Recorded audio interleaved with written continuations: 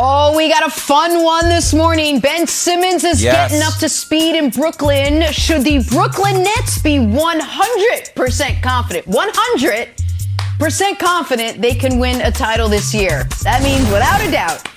The stars are shining bright heading into NBA All-Star Weekend. Has a dark horse MVP candidate emerged? The answer is yes. And the world champs paraded through LA yesterday to celebrate Super Bowl 56. We saw Brady doing almost that a year ago. Good Thursday morning, everyone. Welcome to First Things First. Jenna Wolfe, Nick Wright, Chris Broussard, and Kevin Wildes. I love it. I love it. Nick, McVay and Donald both say run it back. Run it back. What do you say?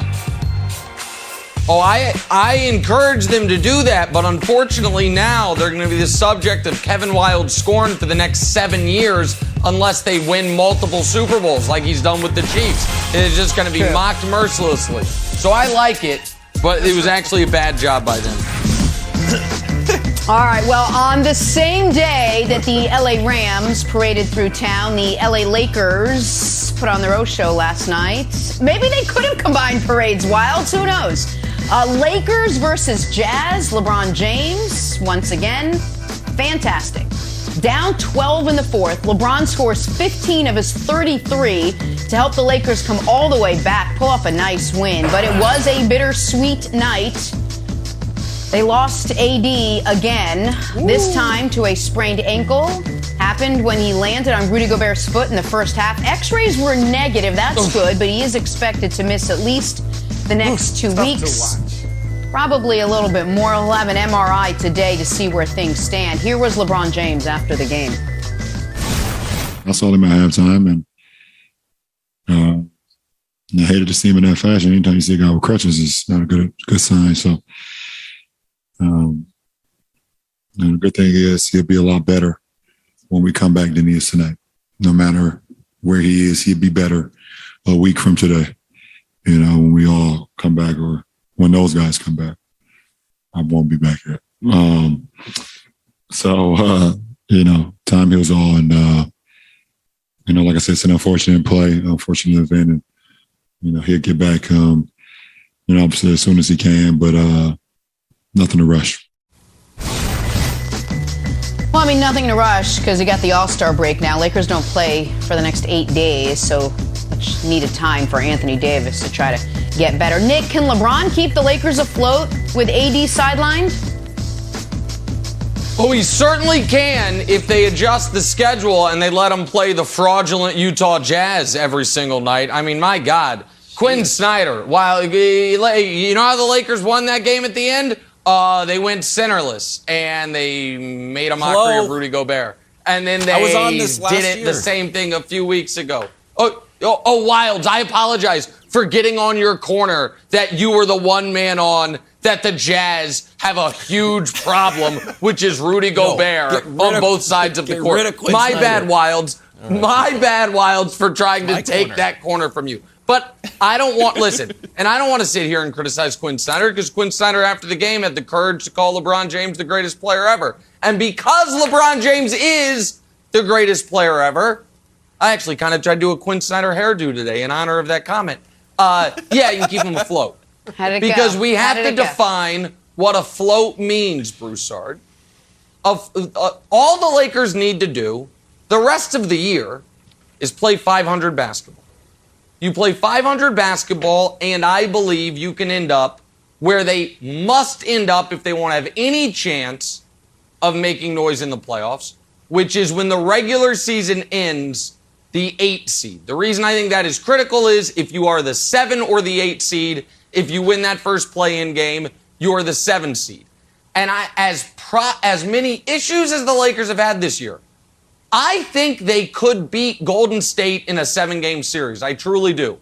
I do not think if they're playing Phoenix in round 1, they can beat them. I think they would need a lot of things to happen before they could beat Phoenix in round 1. So if you're in the 7 or 8 spot, you win that play-in game, you get to the 7 spot, you get Golden State, and you see what happens. Can LeBron James, who last night had 15 in the fourth quarter, made multiple-time Defensive Player of the Year, Rudy Gobert looks foolish, can he help carry them? Or can he carry them? Yeah. I think he can. Can he carry it? Can they be 10-5 without Anthony Davis? No.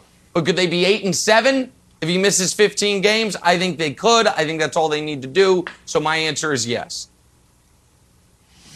All right. Well, look, I feel like I'm going on about 15 minutes of sleep from last night because that game, for those that didn't stay up and watch it, LeBron was phenomenal. That was not only one of his best games of the season, but that was one of the best individual performances I've seen this season. And I know the numbers, they were great, but they don't suggest, wow, was that one of the best 5 performances of the year?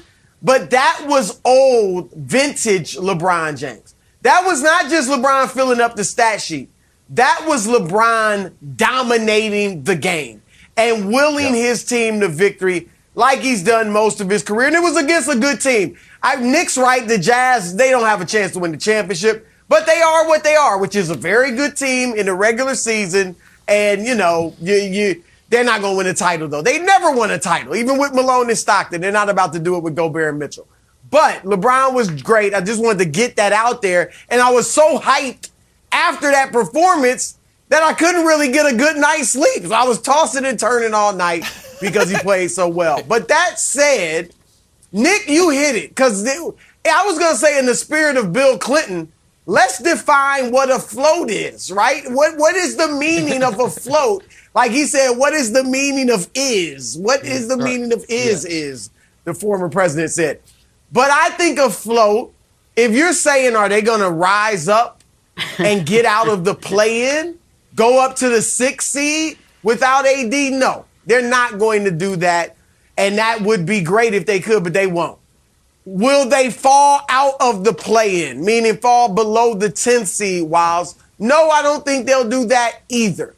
I think they'll remain in that 8th or 9th spot without AD. Because as great as LeBron was last night, I don't expect those types of performances. Yeah, the numbers maybe, but I don't expect him to be able to dominate games the way he did last night. I think he was hyped up. Aaron Donald was in the front row. He clearly was playing to Aaron Donald. And I think he was a bit upset that nothing was done at the trade deadline. And so he went out there and had one of his angry performances. But while they've lost 8 of the last 13 games LeBron has played, many of them with Anthony Davis, his knee, he still said his knee is still going to be an issue. It's just like the high ankle sprain where it's not going to get better unless he rests, and he's not going to rest. So I think they'll pretty much remain where they are. Yeah, that's a float, but don't look for them to rise like the Phoenix. Oh, that's good. It's like a little Suns take in there, too. All right, Broussard, I have a new motto for the Lakers. Old motto, Los Angeles Lakers, Showtime. Oh, there's going to be an HBO fictionalized series, Showtime. That looks good, too. This Lakers, slow time.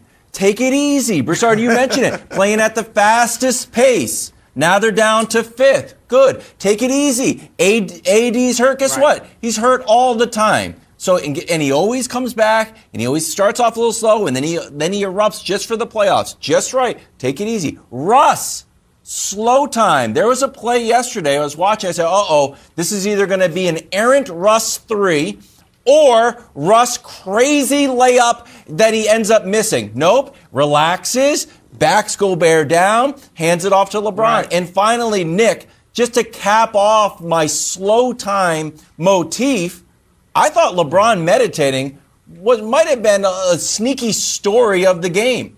We've watched a lot of LeBron games. We know he's got the Calm app.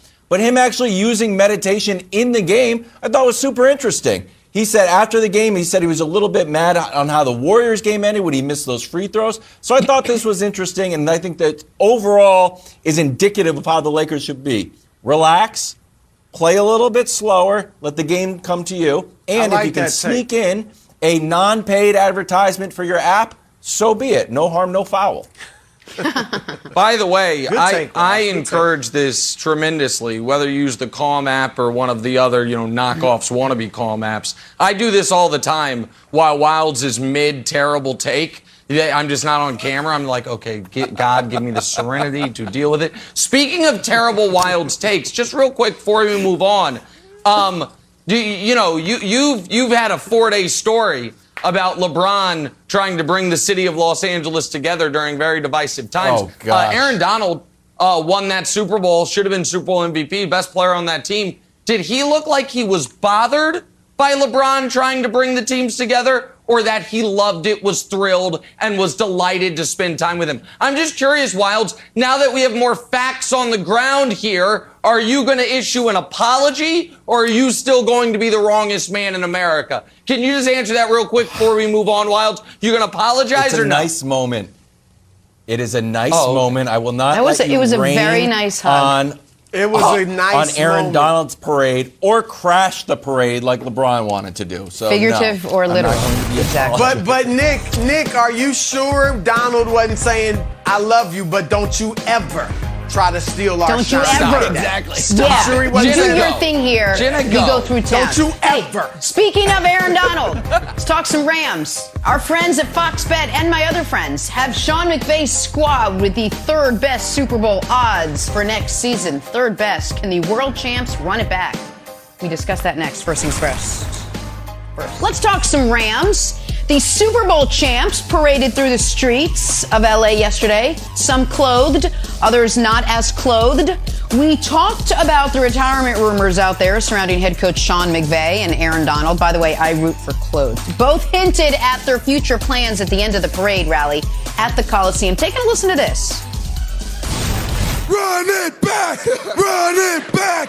Run it back! Run it back! Run it back! Give it up for Aaron Donald! What a stud! Everything! We built a super team. We can bring a super team back. Why not run it back? We can be world champions. Yeah! Okay. Well, that should just about clear everything up. McVay's fiance chiming in, taking the anti-Giselle approach on Instagram with the no, he is not retiring. Broussard, do the Rams have what it takes to repeat next season? Well, look, I'm not going to pick them to repeat just because it's so difficult in this age of free agency.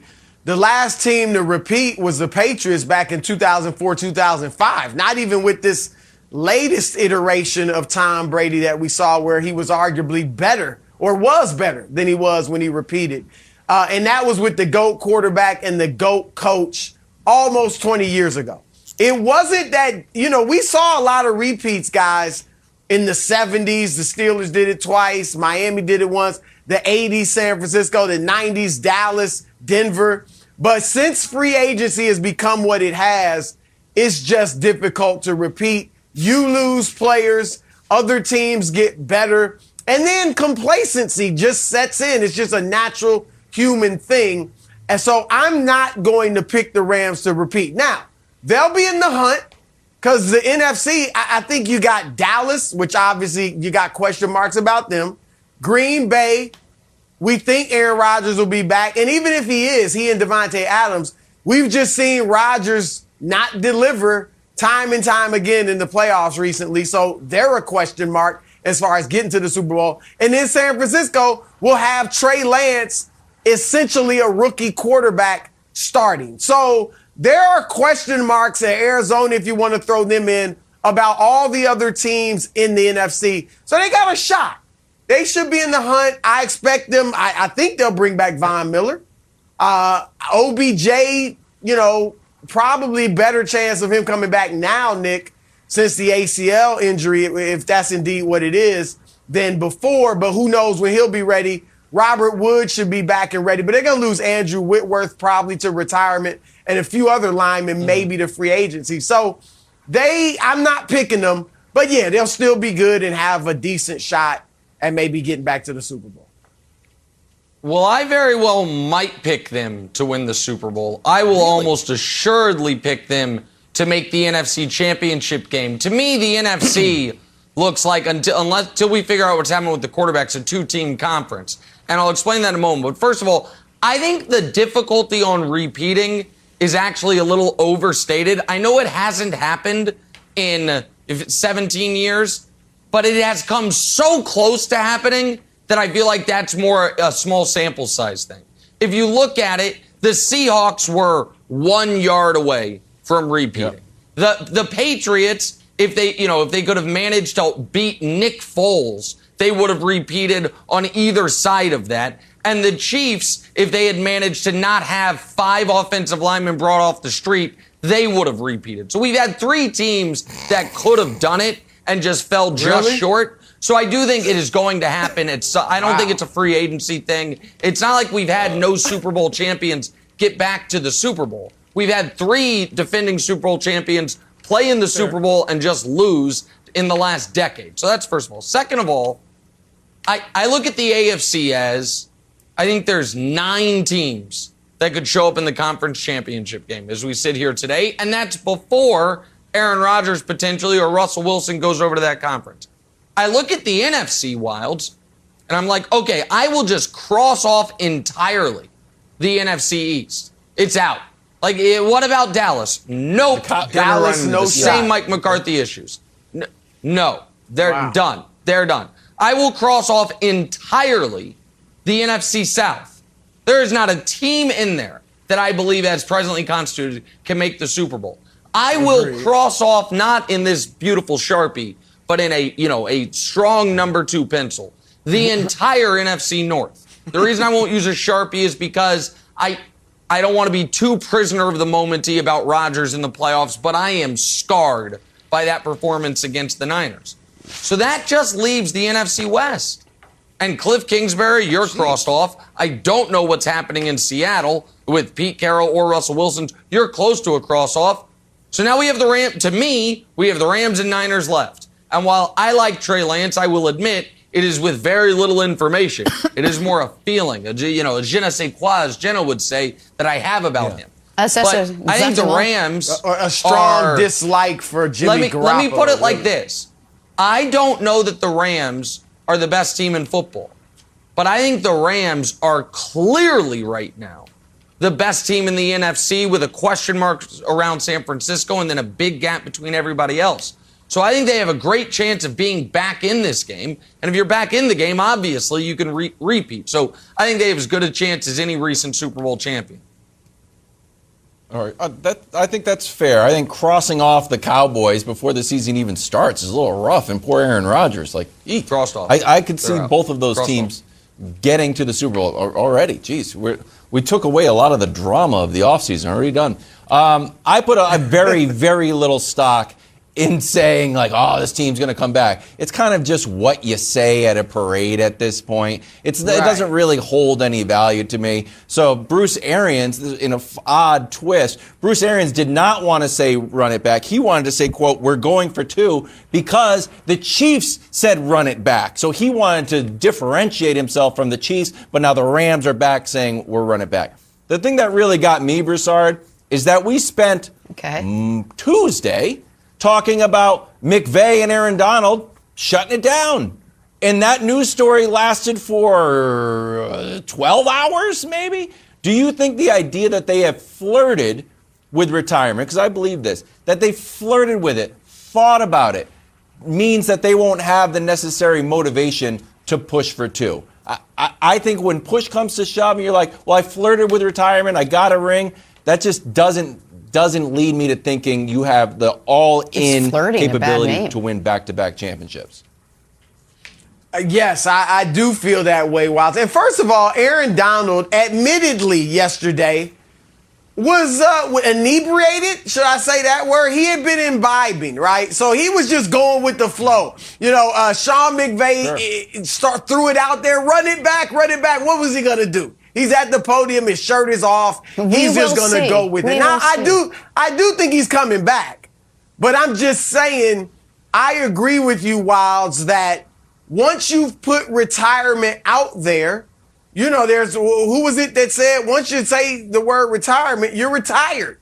Even if you do come back, because you're not going to be at 110% or 100%, go get it. So I think more so with Donald, he'll be great, but I think maybe if he drops off a little bit because he's a little complacent, Nick, having won a ring. Von Miller's already got 2.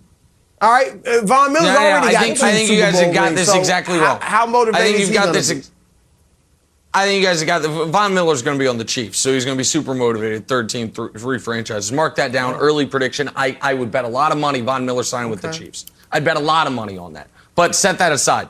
I don't think Aaron Donald was ever flirting with retirement. And I don't think Sean McVay was ever flirting with leaving. I think Sean McVay, it was a contractual ploy, and his girlfriend or fiance blew it for him. I think that was maybe a $10 million IG post. I hope you got a lot of views on that one, my friend, because I think that was all about trying to get the most money out of the Rams as possible. And I think Aaron Donald was a Super Bowl motivational ploy for his teammates.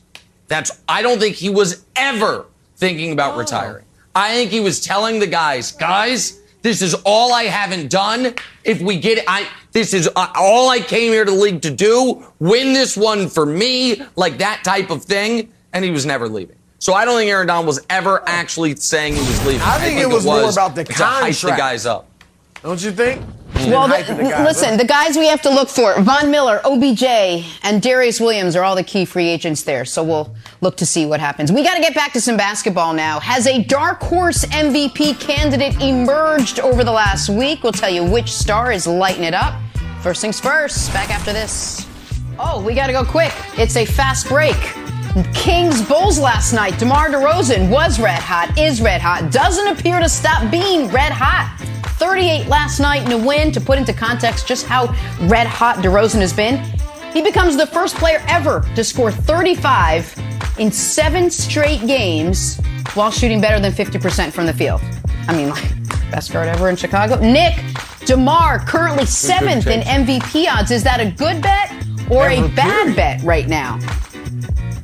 Jenna Jenna, I don't know if you heard it. She said, is he the best guard ever to play for the Bulls? Jenna, that's totally unfair. If guards, remember, Derrick Rose won an MVP playing point guard, but best shooting guard ever. Time to start that discussion. Okay, so here's the thing. At 33-1, of course, I think that's good value, but I don't think people really care about the value part of it. The question we're asking here, Brew, is can DeMar DeRozan win league MVP? I think he can.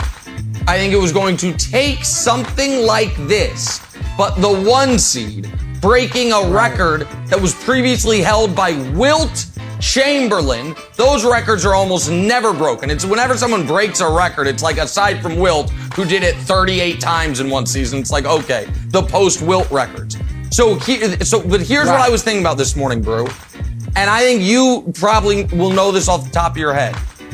Would it be unprecedented for DeRozan's career arc to win MVP? A guy who has been good but never truly great, and then in his 30s, peel an MVP out of nowhere scene.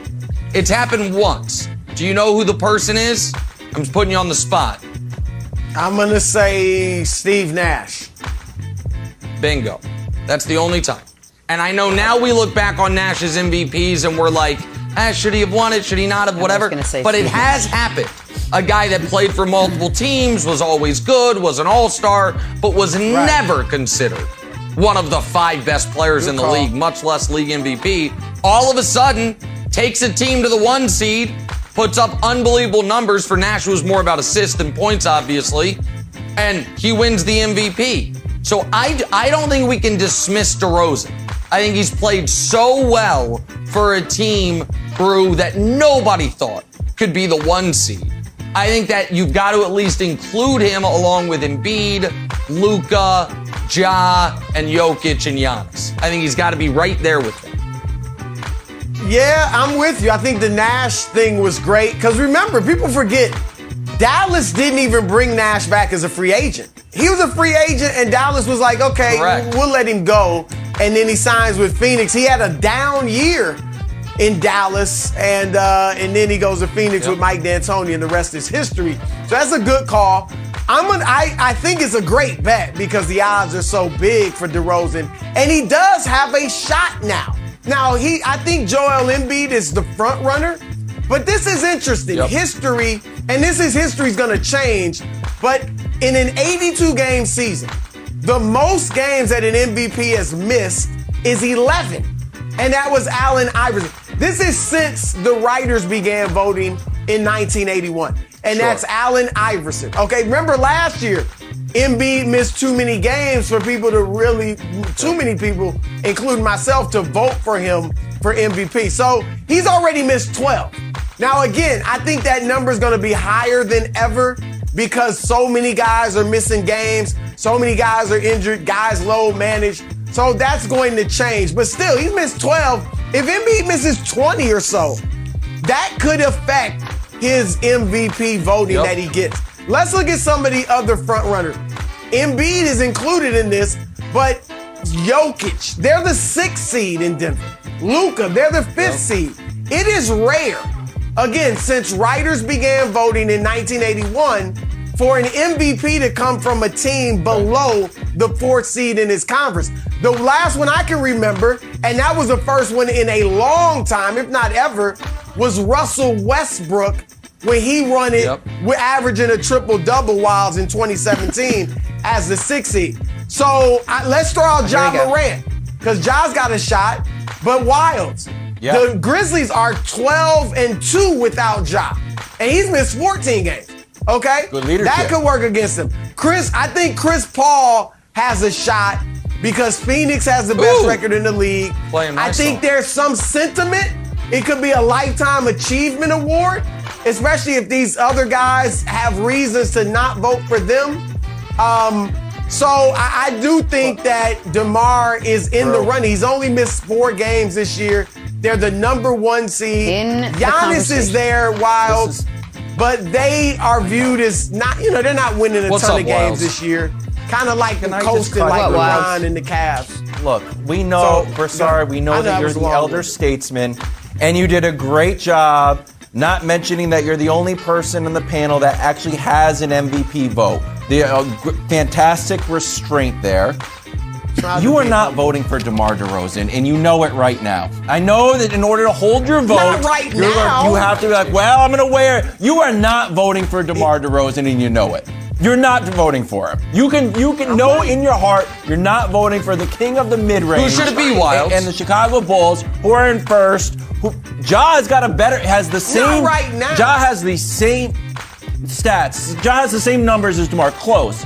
But the Grizzlies have won more games just because they're in third and the Bulls are in first. They've won 41 games. Here's the other thing about Ja. Ja's exciting. Ja's exciting. I know you love a mid-range jumper, but Ja has captured the league, captured a whole city. DeRozan, I like him. I root for him. Not the most exciting game in the world. I feel like you got to give exciting points. And don't penalize poor Ja because they win when he's out. You want him to lose? You think Ja should be on the bench being like, I got to win MVP. Lose this game. All right.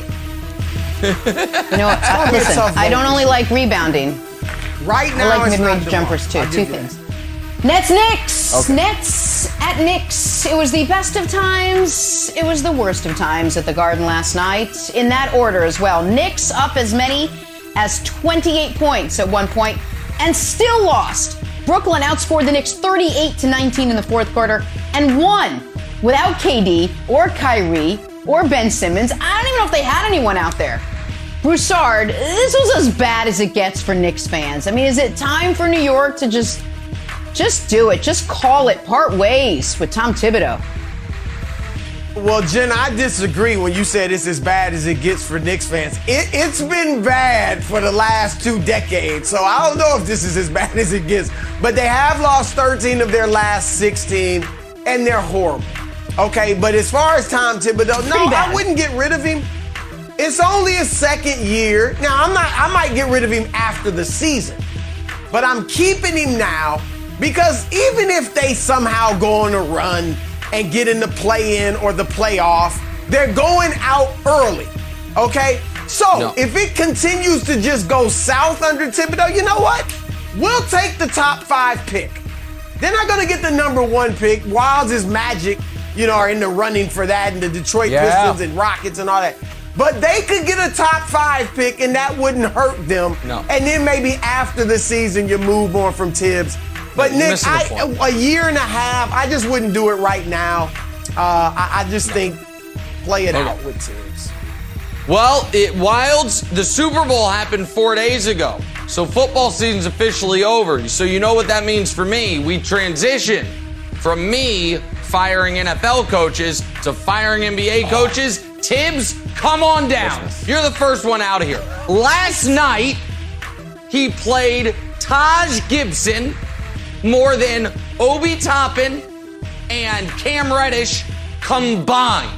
The reason you have to fire him is because you're going to be bad no matter what. He refuses to play the young guys that matter. They traded a pick for Cam Reddish. He is giving Taj Gibson, who plays 18 minutes a game for 4 points, 4 rebounds. The only team in the league that would give Taj Gibson minutes is Tibbs' teams. And you know why? Because Taj Gibson was on a team the last time Tibbs looked like a good coach. Since leaving Chicago 7 years ago, bro, he's 163 and 172 and has won 2 playoff games. Not series, games. I'm not talking about a series. I'm talking about games. Listen, we have no evidence that Thibodeau can coach in the modern NBA. We have no evidence that his players, love him. We have no evidence of any of it. All we have evidence of is that he wants to do a nostalgia tour. Thank God Joakim Noah retired, or else he'd be getting some run. No, stop I'd love it. to have him back. You can't play Taj Gibson 26 minutes in February of 2022, Wilds. Okay, all right. As far as evidence of coaching, he was Coach of the Year last year. The guy's Coach of the Year. It's a little bit of evidence. He's got a little trophy with a little coach on it. That seems to be fair evidence that he's okay of a coach. Outside of that, he's a decent coach. Here's the other thing, optimistically. You are up by 20. You're up by 20 on the Nets. You're up by 20 on the Blazers. You just ended up losing. I just don't think, Jenna, that when you go to a restaurant that has 12 different things wrong, the food is wrong, the lighting is wrong, the atmosphere is wrong, your chair is uncomfortable, that you just are consistently like, I need a new waiter. It's the waiter. I need the new waiter. It's like, it's not the waiter. It is not the waiter. It's not Hornacek's fault. It wasn't Fizdale's fault. It wasn't Mike Miller's fault. It wasn't Thibodeau's fault. They have a part of the responsibility, but this constant musical chairs of changing coaches, like we're going to nail the perfect coach, it's not happening. It's not happening. Just stick with Tibbs. Good. Please.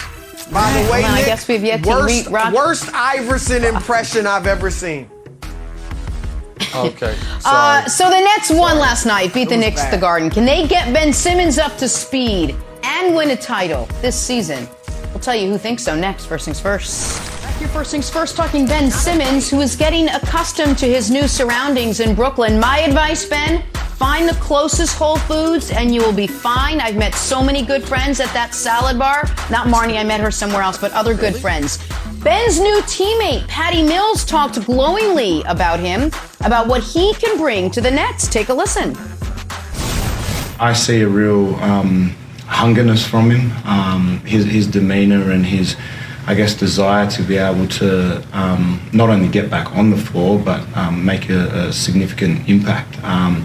He's got a lot of, I believe, fire built up underneath him that, has a desire to get back and, be the player that he is, and even get better and even grow and even develop. Is there still that belief internally that once you do hit the reset button and everything turns, that you still can win a title this year? 100%. 100%. Nick, what chances are you giving the Nets to win a title this season? Well, I think it's slim, but it's not none the way it was before the trade. So I think the trade helped their title chances because now they have a chance to actually guard somebody. They have a chance to not have Giannis average 40-plus against them as he did in last year's regular season and then ruin them in back-to-back losses to end their season in Game 6 and 7, including on their home court in Barclays last year. I think they're a wing short, Brew. However, I don't think they can be dismissed because NBA history tells us if you have a guy who is in the discussion for the best player in the league, and I think Giannis is the best player in the league, but some people would argue Durant, and he is certainly in the discussion. then unless your team is just totally, absent of any other talent, you've got a shot. And they're not absent of any other talent. They'll have Kyrie for part of the time. I think Ben Simmons will fit well. I might not be as bullish on him as Wilds is, but I think he'll fit well and play well.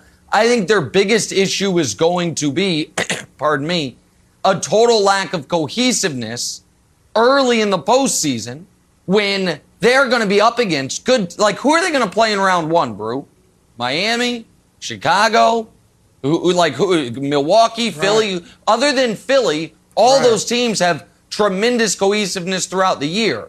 Because of the 11-game losing streak, Brew, they are going to be against good teams the moment the playoffs begin. I think they'll make the playoffs. I don't think they're at risk of missing the playoffs. And I think any team with Durant's scary. But I don't think they have a great chance at all. But I think they have a greater chance than they did before the trade. They're not winning the championship this year. And Patty Mills said the right thing, 100% I believe. Of course he does, but I don't. And I disagree. Look, obviously we know all the things that went on behind the scenes between Durant and James Harden. Harden obviously wasn't happy with Kyrie being in and out of the lineup. So I get that there were issues there, but I still think that team on paper was better than this team on paper this year. So I don't give the Nets much of a chance at all this year of winning a championship. Going forward, perhaps. We'll see how Ben Simmons fits in. But, Nick, there's so many questions about them, starting with Kyrie Irving and the home games. When they play home games and Kyrie is not available, we'll see if they change the mandate in New York City. But for now, he's not available. And when he's not available, they got one scorer. Now, I know Seth Curry is a good fourth option or something like that, but they've got one big-time scorer in home games. And yes, Ben Simmons is a great defender, and that will improve their defense. But don't be mistaken, Nick. They're not going to be a phenomenal defensive team.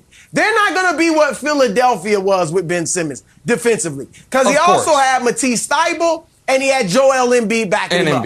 Okay, so that they're not going to have the offense to make up for losing James Harden when Kyrie Irving isn't there in home games. Secondly, the huge question is also Ben Simmons, Wilds. Again, Patty Mills being a good friend. They're both from Australia, being a good teammate. I'm going to say this, though. When has Ben Simmons ever been hungry?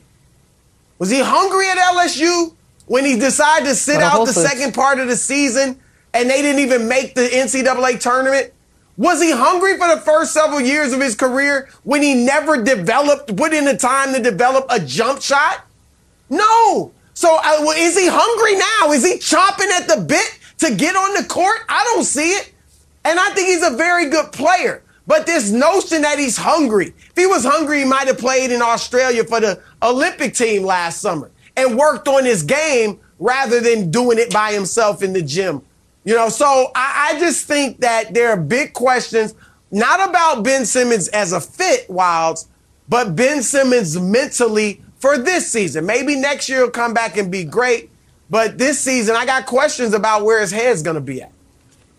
I think that's a totally fair concern. I'm optimistically, perhaps blindly optimistically, rooting for Ben. And I think that Patty Mills unlocking some potential in Ben is something that I'm relying on. If he needs to be hungry, like losing $20 million would make me a little bit hungry. If I looked at my bank account, all of a sudden I was negative $20 million, I'd be like, oh, I didn't even know I had that. But negative $20 million would sort of light a fire underneath me. Nick, you were talking about the lack of consistency. And I could see if the Nets get knocked out of the playoffs that all of the press conferences were like, you know what? We needed more time together. We've got to go. The future is bright, but we need more time together because guys are in and out of the lineup, specifically Kyrie.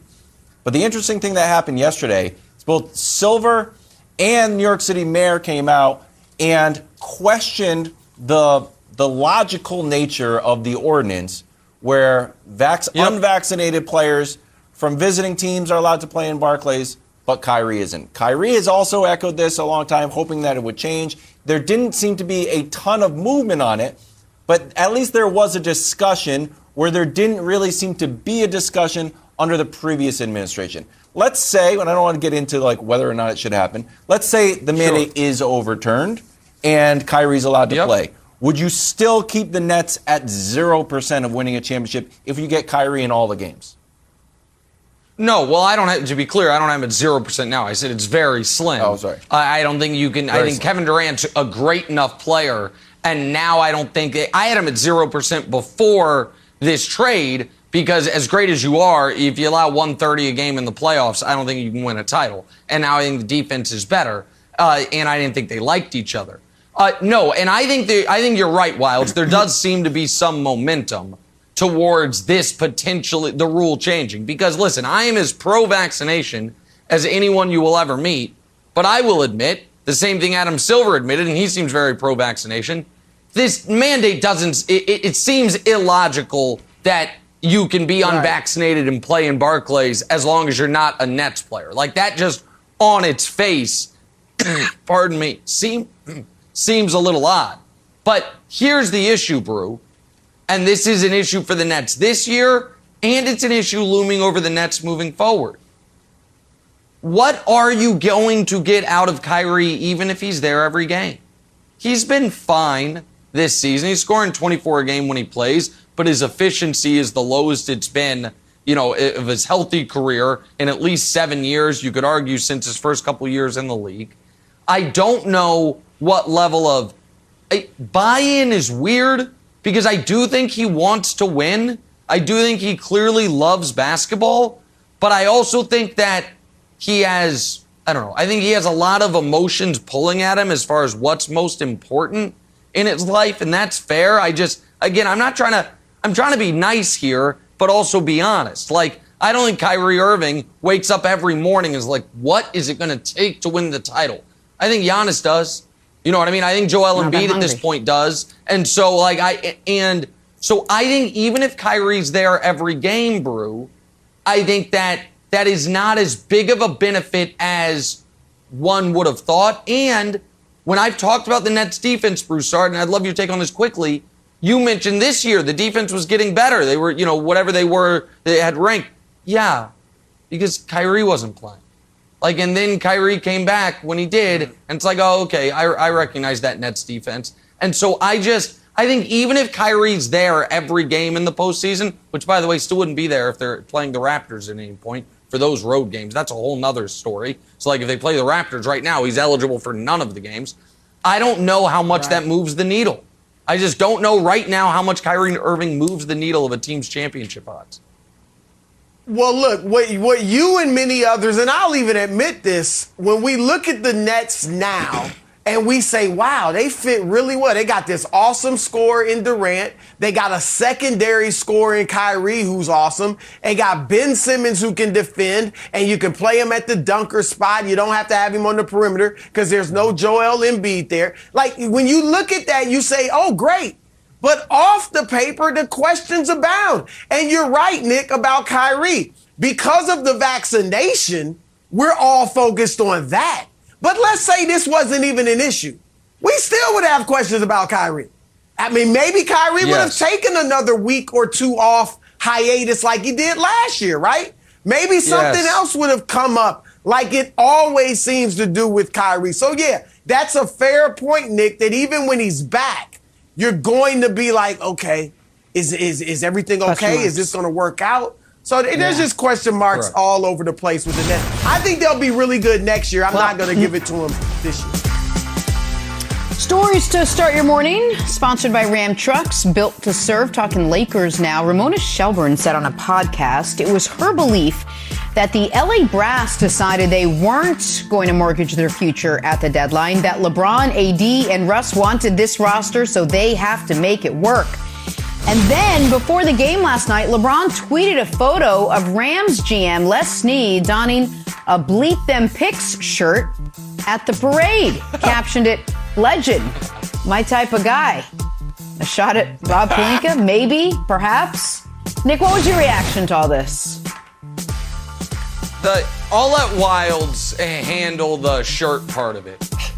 Ramona Shelburne's report made me legitimately angry. Not a Ramona who does a great job or Wendy's podcast, but because Ramona does such a great job, I know this is accurate, and this is an outrageous way to run a team. First of all, you're the Lakers. The idea that you're mortgaging your future to pay the luxury tax, which was included in the quote, that has anything to do with the future, to bring back Alex Caruso is just nonsense. Bus family, if you wouldn't be mortgaging your future. You might have to put a second mortgage on a boat you own to pay Caruso, but set that aside. The idea that this mentality of, well, you made this bed, now lie in it, then resign from your positions. Ramby family and Rob Pelinka. Yikes. This is like, to me, Ramby. Linda and Kurt. The plural of Rambus is Ramby. Look it up. This, to me, Wilds, is the equivalent of Where the am I looking parent that up? whose kid gets arrested and they're like, oh, I'm going to let him spend the night in jail. Let him. Hey, you know why your kid probably got arrested? Because you probably screwed up along the way. You were the parent. Bail him out. Guess what? Horrible take. That's terrible. No. Horrible take. Okay, it's a great take. If the first time your kid gets arrested, you let him spend the night in jail, you're a bad parent. So take that. I don't judge parents. I judge you for that. Okay? This is letting you know. Is this me once again projecting my own issues from my childhood because I didn't get bailed out once? Maybe. Doesn't matter. I take Dad. I still blame. Doesn't matter. Point is this. This is Point off the is rails. this, Wilds. No, it's not off the rails. You don't. Then why didn't Rambus and Pelinka? Why didn't they just take a sabbatical once the trade was made for us? You're like, well, you guys picked the roster. We're not gonna fix it for you. Learn from your mistakes. What are you doing?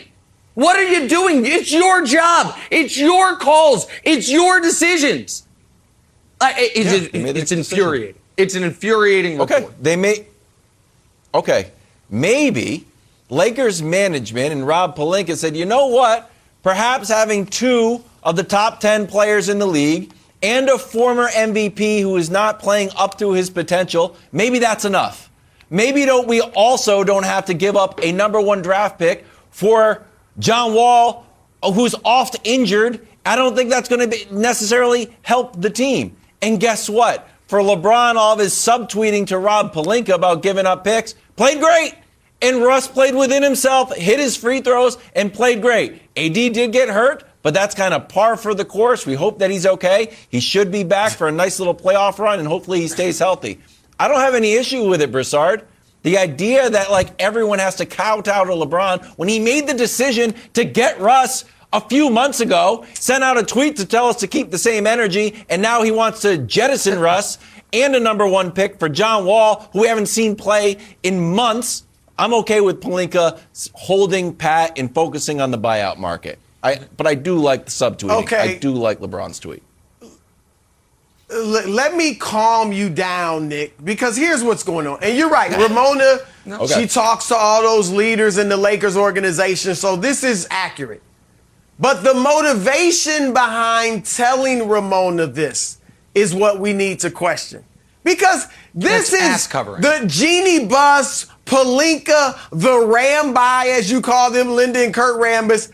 This is them playing tough, acting tough. Because they see every show, all day, every day, say LeBron is running the Lakers. LeBron does what he wants to do. Clutch management is running the Lakers. And they're saying, hold on, no, let's push back on that narrative. We don't like that narrative. And now they're like, we jumped bad with LeBron. We said, no, you did this. Now you figure it out. When in reality, first of all, if you were going to jump bad with LeBron, then you should have jumped bad in the summer. And when he talked about wanting Russell Westbrook, you should have been like, look, LeBron, thanks, we'll look at that, but we like this deal better. That's when you should have talked tough. That's when you should have put your foot down. And now you're trying to do it. Why are you putting it out there now? Because you know there wasn't a deal to be made. You could have done some little minor deals. John Wall? No, not John Wall. I like John Wall there better I like him there better than Russell Westbrook. There's nothing there that was going to change their fortunes to a great degree. So they stood pat, and now they want to paint it like, but we were really tough. We could have done this. We could have done that. We decided not to. Right. That's not the case. There was no great move out there. Minor moves, sure. I don't know that there was a great move. I don't know there was a great move out there, but there was a deal with the Knicks, a 3-team trade for Alec Burks. Again, not a major move. There's Alec Burks, another player. Wendy reported this, where all teams had agreed on the players, and the holdup was would the Lakers include the 2027 first-round pick. So I think that is what LeBron is probably tweeting about with the Les Snead thing. Yes. But Wildes, I love you, buddy, but what you are discussing here is not what was reported. It was not reported. Lakers management believes this is the best roster moving forward, that this was their best option. The exact quote, and I will read it. Quote, "This was your choice of roster and team. Go make it work. We are not going to mortgage our future in terms of draft picks or taking on luxury tax now because the team isn't working yet. Go make it work." It is, again, the sports version of you made this bed, now lie in it. To which I would say, hey, Pelinka, you are literally paid to make the bed. You are, to continue the analogy, the maid. It's your job to make the bed. So if it's unmade, get up here and fix it. Because, yes, we can, and the idea that LeBron runs the team.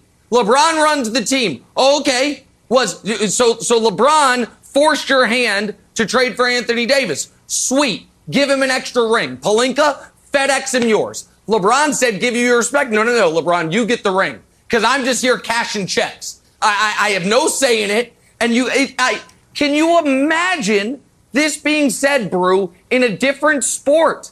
Can you imagine if when the Antonio Brown stuff was happening, that the Bucks were like, well, Brady made this bed, so now he's got to live with it. No, they made a decision. I totally agree with you, Dick. I totally agree. Even if you feel the way Ramona said they feel, that's not how you do business. Your job is to make the team better. All right, it's not to be at odds with your best player. All right, it's not about teaching them a lesson. This is not elementary school. It's not CYO. Exactly. Here's the other thing. You're on the same team. Here's the other thing. Right, here's the other thing. The Lakers have never built through the draft. They built through free agency and trades. How'd they get Kareem Abdul-Jabbar, the architect of the hub of Showtime? You traded for it. You did draft Magic and Worthy, but Kareem was the anchor. How'd you get Shaq? Free agency. How'd you get Kobe? How'd you get trade? How'd you get Gasol? Trade. How'd you get LeBron? Free agency. How'd you get Anthony Davis? Trade. Yes. It's not about getting another Lonzo Ball or Brandon Ingram in the future. You are the Lakers. You trade and you pilfer. And so that's the way you do it. It's not, let's save our draft picks. Stop it. It's unbelievable. I just can't believe the audacity. The audacity of the Rambi to whisper in Ramona's ear that, you know what I mean, they have to learn from their mistakes. They have to learn. It's your mistakes. You're the GMs. You guys made the call. Yes. It's unbelievable. Just to recap, make that bed. I'm Skip and Googling Shannon. that now, Nick. Keep the Rambi? LeBron conversation going next on Undisputed. We'll see you tomorrow.